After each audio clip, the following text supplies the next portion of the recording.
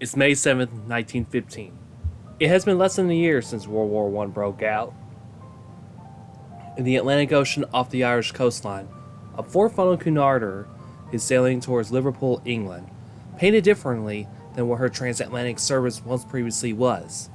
Instead of her red and black funnels, they're painted black. A golden band on the lower part of the ship's superstructure, and in bright gold letters, spells out the name Lusitania. The ship was still being used for passenger services, despite its secondary use as an armed merchant cruiser by the British government if needed. Since May 1st, the Lusitania was on her 202nd eastbound crossing, carrying 2,165 passengers, 3 German stowaways, and crew under the command of Captain William Turner. What else they were carrying is supplies from the United States to Great Britain to help in the war effort.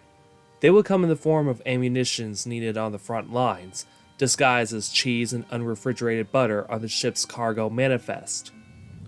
What they don't know, an iron predator lurks underwater. 700 meters away is the German SM-U-20 under the command of Captain Lieutenant Walther Schweiger, and his crew spotted the distinctive four-funnel liner, and is already in line for the perfect shot. As the ship turned starboard, it was a golden opportunity, and Schweiger ordered to fire a single G6 type torpedo. The G-type torpedo was shot and it propelled across the water, and there was nothing that the Lusitania could have done.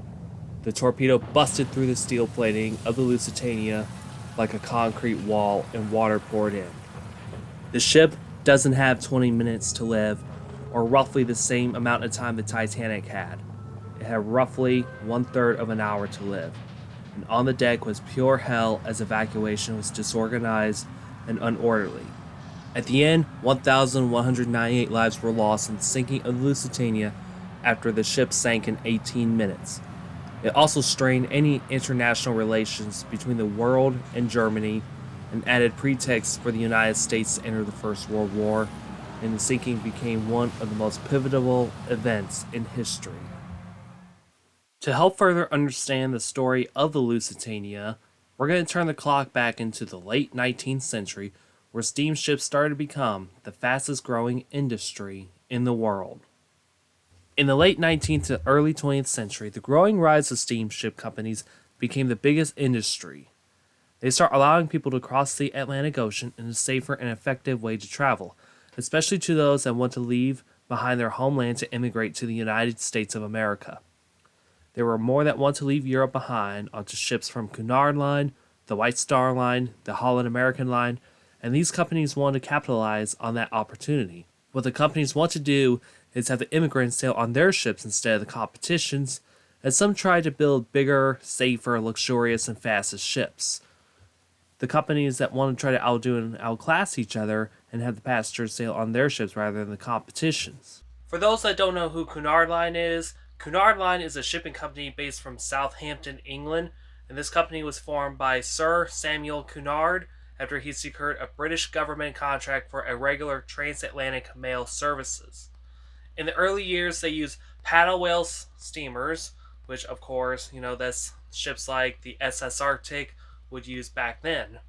And their first ship is the SS Britannia, which was the first ship to sail across the Atlantic Ocean for Cunard Line, and at this time they were the most popular shipping company to travel on, and for 145 years, and yes, I did say it, 145 years, they provided ocean liners such as the Invernia, the Carpathia, the Lusitania, which is basically the ship that we're actually talking about, the Mauretania, the RMS Queen Mary, the RMS Queen Elizabeth, to the modern ships such as Queen Elizabeth II, Queen Mary II, and the newly built Queen Anne.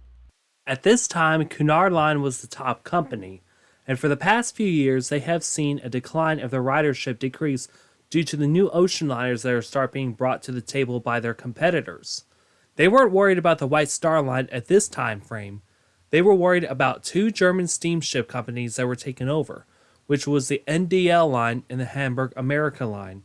They would overtake Cunard by offering ships that are bigger, luxurious, and faster than what Cunard Line had provided. These ships would depart from German ports rather than British ports like what Cunard did, It'd be easier for immigrants migrating from Europe to America to board rather than British ships. Cunard Line saw their ridership diminish. One blow that was dealt to the Cunard Line was when they lost the Blue Riband in 1898, which was held by Cunard Line's Lucania previously. They first won the Blue Riband with the Campania, then the Lucania took it from the Campania. As long as it was housed within the same class of ships, Cunard didn't mind. But in 1897, the NDL launched their newest ship, the Kaiser Wilhelm der Grosse, to which it would be the first four-funnel steamship. Half a year later, the Kaiser Wilhelm der Grosse stole the Blue Riband, and this gave Cunard a wake-up call, saying they need to build new ships to stay relevant and to step up their game to compete against the German liners.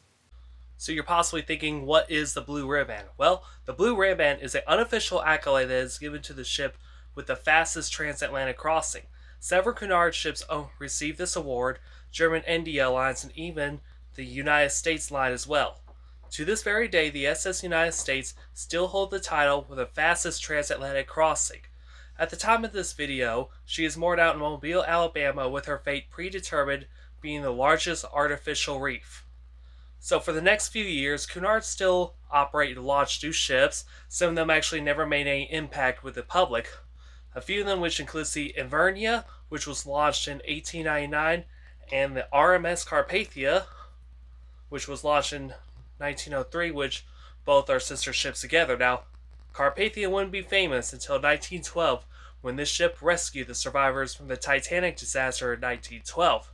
From 1897, Cunard actually has been kind of slipping away from the public eye as they shifted their new focus on the new German liners.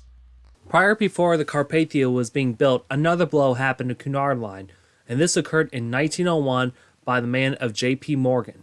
He is an American financier and an investment banker, and he heavily invested into the Atlantic shipping industry, and he financed the formation of the International Mercantile Marine Company, or IMM for short. He wanted to bring smaller companies and merge them as a monopoly on the transatlantic shipping lanes. The first one he did was he went out and purchased a British freighter company called Frederick Leyland & Co., and this would be the company that owned the SS Californian. He would also later purchase a controlling interest company, a company we're all familiar with. It's called the White Star Line, and this is the same company that owned the RMS Titanic, and he folded them into the IMM. A year later, J.P. Morgan and his team made a deal with the NDL and the Hamburg American Lines, and they set up community interest agreements to which they fixed prices and divide among the three companies within the Atlantic trade. Not long, the partners also acquired a 51% stake in the Dutch's Holland American Line, and they even tried to offer Cunard Line, to which they refused entirely. Cunard was getting nervous as the head of Cunard, a man by the name of George Burns, saw this as a possible threat to the British shipping industry, and he immediately went to the British government for help. And if George Burns does not do this, IMM could take over the Atlantic trade as the leading transatlantic shipping company of the world. George Burns would approach the British government and explain what's going on to IMM and Cunard Line. And he explained the threat that IMM possessed to the British shipping industry, and after negotiating, the British government gave Cunard a loan of 2.6 million British pounds in June of 1903 to finance and build two revolutionary steamships to stop IMM from monopolizing on the transatlantic trade. This would be the biggest break for the British shipping industry, and this would not be an issue for George Burns whatsoever. Well, you could possibly guess it, that these two ships would be known as the RMS Lusitania and the RMS Mauretania, as these two would actually play a huge, massive role for Cunard Line to stop IMM from gaining a monopoly in total control of the transatlantic shipping industry. Now, for this to happen, though, the British government gave strict specifications that they want to implement for Cunard Line to get a loan. The reason why, in case of an event of a war would break out, the British government could requisition these ships and use them for military purposes and become armed merchant cruisers, or AMCs. So what is an armed merchant cruiser? Well, a armed merchant cruiser or an armed merchantman is a ship equipped with guns, usually for defensive purposes, especially for a convoy of ships, either by design or after the fact. Now, the technical specifications go as the following. 1. These ships will have a double bottom. 2. They must be divided into watertight subdivisions. And 3. Coal bunkers alongside the outer hull. Well, in case of event of a hull breach, the coal bunker can act like a watertight bulkhead, protecting the rest of the interior from flooding. Now, traditionally, that's actually a huge different concept too than what I used to previously covered in my RMS Titanic documentary. Traditionally, the coal bunkers would actually cut through the interiors rather than alongside the hulls of the ship. Now, just like what I explained with the RMS Titanic, to which it was actually divided into 16 watertight bulkheads, and these coal bunkers would actually go alongside of the bulkhead. So if you're actually walking from boiler room to another, or if you go from the engine room to a boiler room, you would actually see the coal bunker rather than the bulkhead. And if you look at the hull of the ship, you'll see the hull. Now, for the Lusitania, it's a flip different concept. If you actually look at the bulkhead, you would actually see the bulkhead. If you look at the hull of the Lusitania along this side, all you're going to see is the coal bunker. While the Lusitania's idea is ideal, the biggest problem to that is basically shutting a coal bunker door with gallons and gallons of seawater blasting into an opening. So theoretically, it is very interesting, but on the practical use, not sure how it would actually work out in the long run. There's actually 3 more requirements.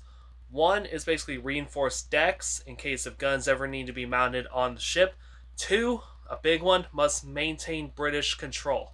And 3, possibly a huge one, maintain a speed of at least 24.5 knots. That's going to be the most challenging one ever. Now, the speed requirement is a very big deal than what may others have realized. It's actually very easy to build a small ocean liner and build a big engine and maintain it at a very high rate of speed. But this isn't what Cunard Line wanted or what they had in mind. They wanted to have the largest but the fastest ship and be unmatched in luxury. Originally, the design of these new ships would have 3 funnels, but after learning about the speed requirements needed by the British government, they would add an additional 4th funnel to accommodate a bigger engine and more boiler rooms as well. In the end, these ships will end up becoming the 4-funnel ships that we all know and love. From 1903 to 04, the final plans of these ships were almost nearing completion, but there was one thing that needed to be addressed, to which we'll address in a minute. It was also decided what these 2 ships would be named. The first ship would be built would be the Lusitania, and the second ship would be the Mauretania. Once Cunard Line got their ships, they were anxious to begin work on both ships. They don't want work to proceed on one ship, but to proceed to work on both ships at the same time, so that way they can enter service together at the same time. They don't want construction on the Lusitania to be further along than those working on the Mauretania. They want both ships to be worked on at the same time and be in service together at the same time. In doing so, Cunard would be in a better position to stop IMM from monopolizing the North Atlantic shipping route. What Cunard did, they had Lusitania and Mauretania built at the same time, but at 2 different shipyards.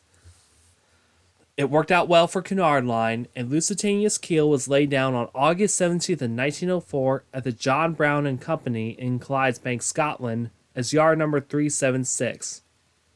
Mauretania's keel was laid down 1 day later on August 18th, 1904 at Swan Hunter, Northumberland, England, as yard number 735.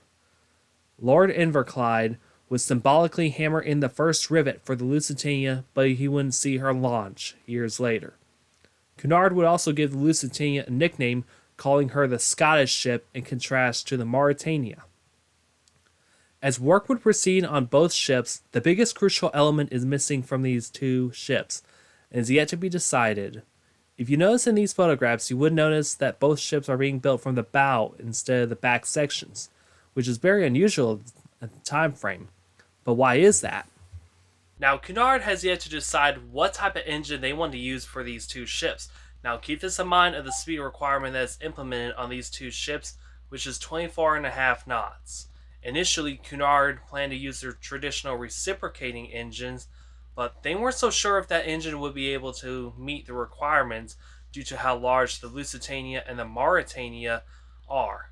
Cunard actually did have an engine in mind that may help the Lusitania and Mauretania meet those requirements, and it's called the Parsons steam turbine.